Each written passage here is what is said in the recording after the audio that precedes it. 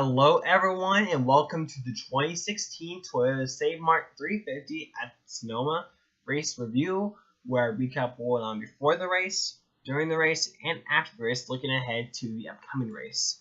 So, overall thoughts on this race? I think it can be best described using a three-letter word. W-O-W. Wow. I'm not going to call it the race of the year, but I understand why some people would say that.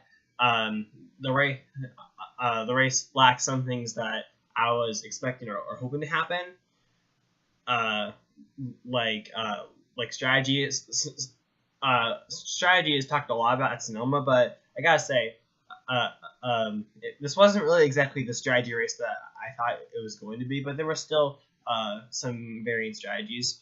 But one thing that I think is important is the fact that the racing was, it definitely had its good moments, especially at the very end, and that's something we've come to expect at road courses over the past few years is pretty good racing. You know, the good racing is definitely the main reason why many fans are basically really wanting more road courses, even though it's not going to happen anytime soon. And I'm going to talk about the finish later, but when the checkered flag flew, Tony Stewart was in victory lane. Something I have not been able to say, or anyone for that matter, in over 3 years. His last win was the June Dover race of 2013, and honestly, I knew Tony Stewart. I had a feeling that Tony Stewart would have a good run at Sonoma, but I did not expect him to win. I thought that really after the last couple of years, his chances of winning were pretty much over. You know, and certainly he's had a couple of performances this season that didn't show a whole lot of signs that Tony Stewart was going to be a contender for the win at all. But Tony Stewart proved me wrong, and I'm sure many other people proved wrong. And now he is in. Now he's won a race, but he's not into the top 30 yet, and he needs to if he's going to make the chase. But like I said, we're going to talk more about the finish later. Last weekend, the Sprint Cup Series took a vacation, and so that opened the door for more news stories and headlines to capture my attention and write down. And the first one I wrote down was almost 2 weeks ago, the Sprint Cup Series went to Kentucky for a test. Why is this test? Now, why did I write down this test? Well, it was the first time this cars rode around the new Kentucky Speedway. In case you didn't know, back in January, Kentucky Speedway announced a repave, also a reconfiguration, and other than a brand new surface and eliminating the bumps, they also fixed the drainage. Turns 1 and 2 is narrower. Turns 1 and 2 is also 17 degrees. It used to be 14 degrees. Every other part of the racetrack remained unchanged. And the review from the 14 drivers, I believe, or most of the 14 drivers, were pretty positive.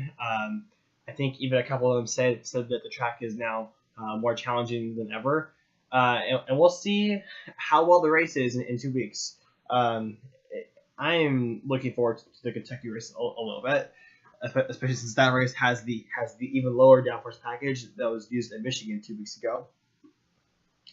Also, Kyle Larson fell from 19th to 21st into the standings heading into this race because he was docked 15 points for failing post-race inspection in Michigan.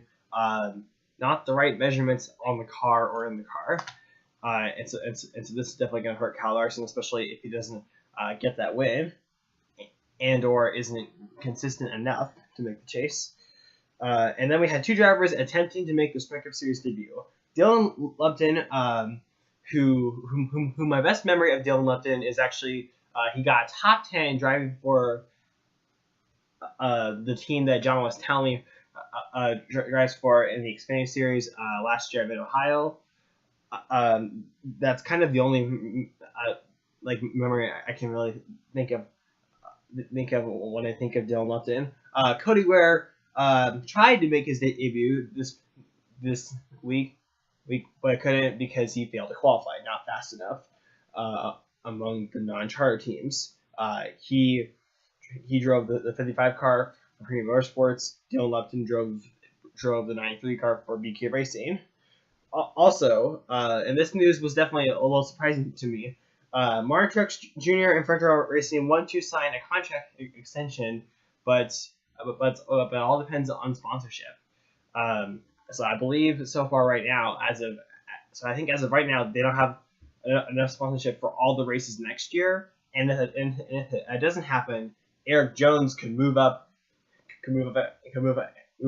and replace Truex because I think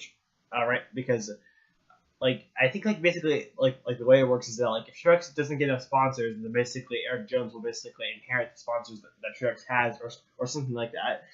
It would certainly suck to see Martin Truex Jr. become a free agent and likely get demoted to a weaker ride, especially since last year he had a career best season, made the top 4, and this year he's run pretty much as strong or if not stronger than last year, just had more bad luck. It would be a shame. It would be a shame if he couldn't somehow get sponsorship with all of the success that the Truex and Frontal Racing having. But hopefully they can find sponsorship down the road. I think they will. Also, now let's get into the race weekend. So Kyle Larson was the fastest in opening practice. His teammate Jamie McMurray was behind him. And then here's something you usually don't see at Sonoma. Dale Earnhardt Jr. was the fastest in the final practice at Sonoma, and the reason why this is surprising is because Sonoma is one of Dale Earnhardt Jr.'s worst tracks historically. It wasn't until 2 years ago where he finally got a top 10 there, and he actually said after that practice that his car was the best car he's ever driven at Sonoma. So he was definitely. So I think after he said that, he was definitely looked at as one of the favorites or surprises for Sunday. But he didn't win the pole. Carl Edwards did that. He was followed by Allmendinger, Truex, Kurt Busch, Kyle Larson, Denny Hamlin, Joe Logano, Kyle Busch, Paul Menard, Tony Stewart, Danica Patrick, and Brad Keselowski.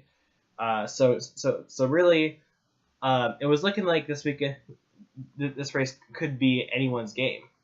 One thing that I did like about this race, and I know I've said this before in prior race reviews, but I'll say it again, there wasn't a clear dominator. Or in other words, there wasn't like a driver and team who came to the racetrack prepared better than everyone else, and when the race started, they just simply outperformed everyone else, and no one else could touch them. But we didn't see that at Sonoma. But really spiced up the race. Like in the beginning, we saw Carl Edwards lead. Then Allmendinger led for a good chunk of laps. And then when the second caution came out, Denny Hamlin and a couple others pitted just for the caution, but it helped him get the lead. And Hamlin actually led the most laps, 33 laps to be specific. And then at the very end, Tony Stewart led. But we see this type of scenario in many road course races. And really, I think that's what makes road courses so interesting to watch is how the strategy comes into play at road courses and how it can really shake up the running order and how you don't exactly know who's going to win a lot of the time. In NASCAR, road course races can often be races where a driver or certain drivers who usually you don't expect to see running up front, challenging for wins week to week, can have their big moment and win big at these road courses, Sonoma and Watkins Glen.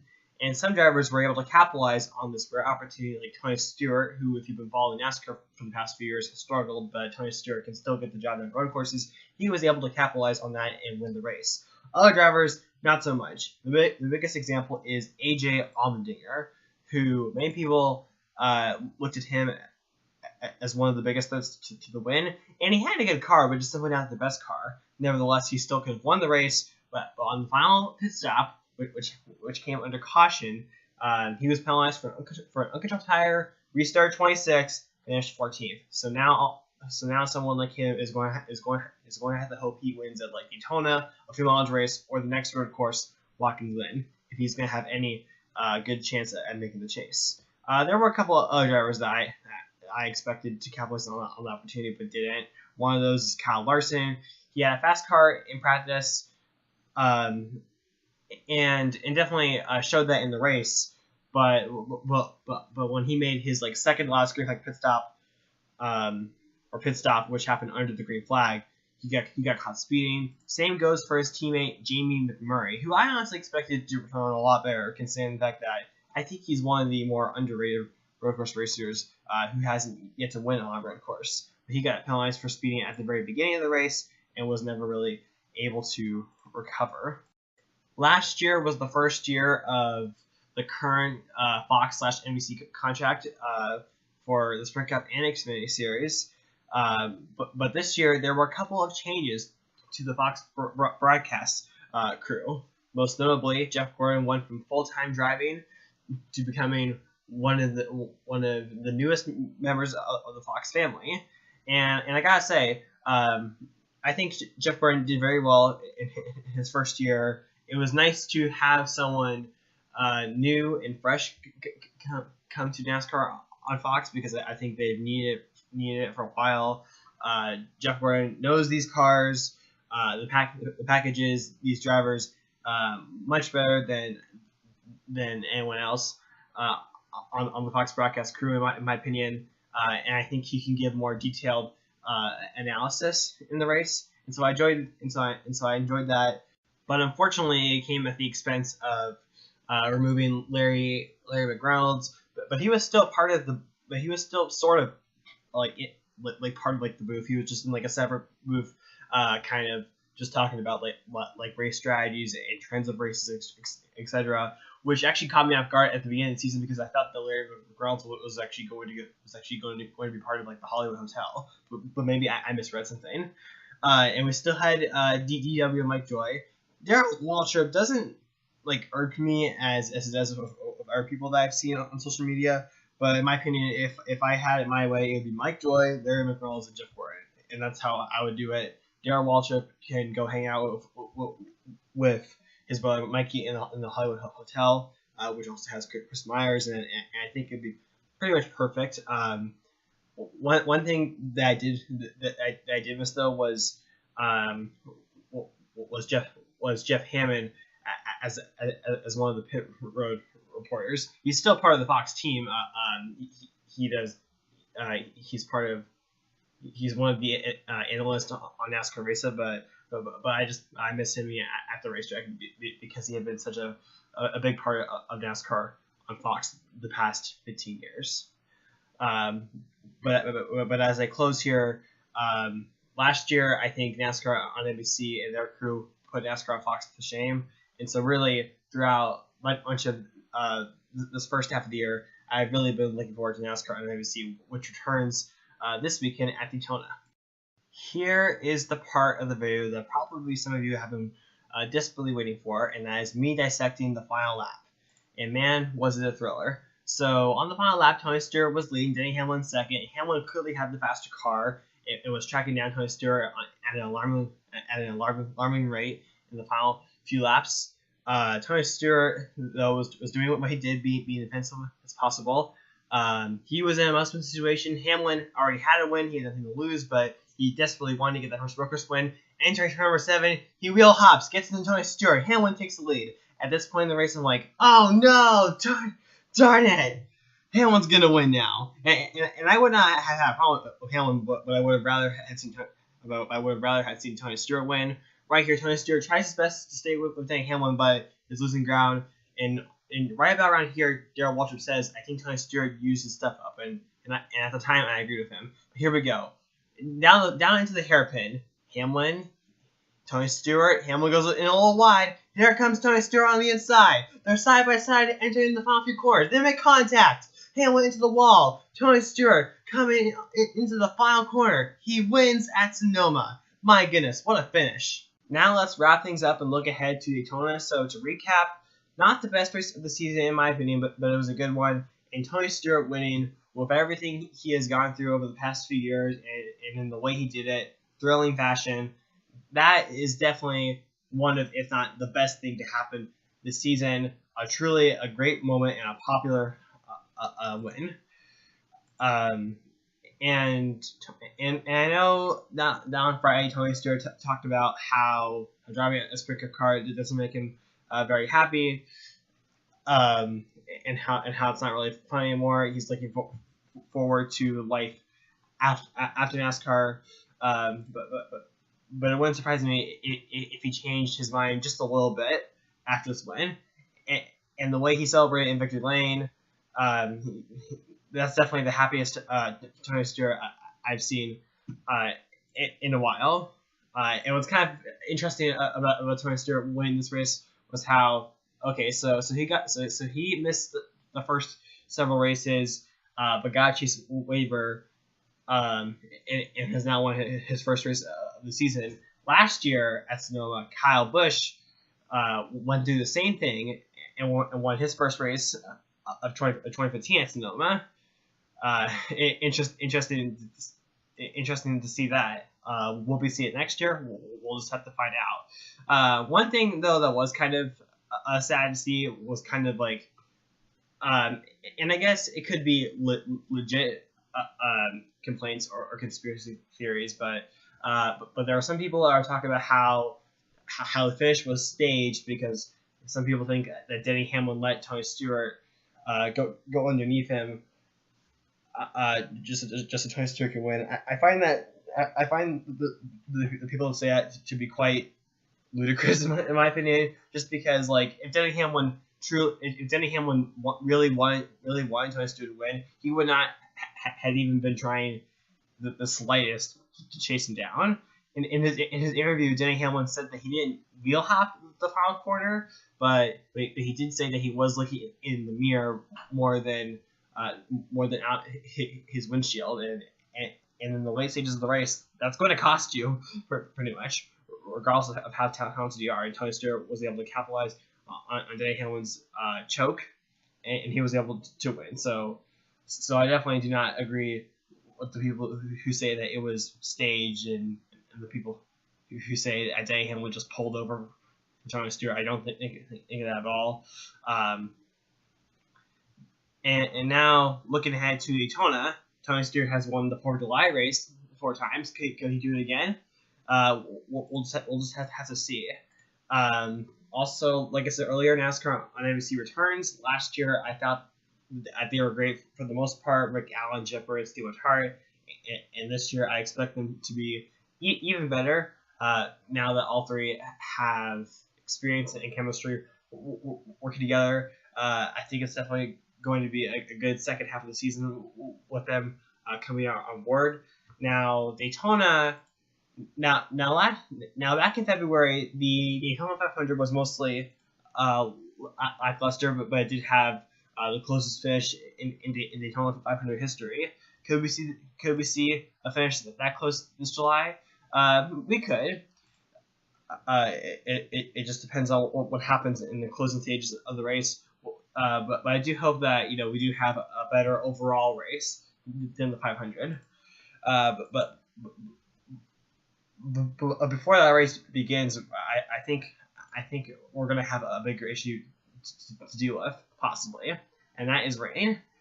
I hope rain does not come, but if it does come, that will make it 3 years in a row where rain impacted the 4th of July Daytona race. So brace yourselves for a possible Sunday race, because right now the forecast is not looking good, but of course that could change over the next few days.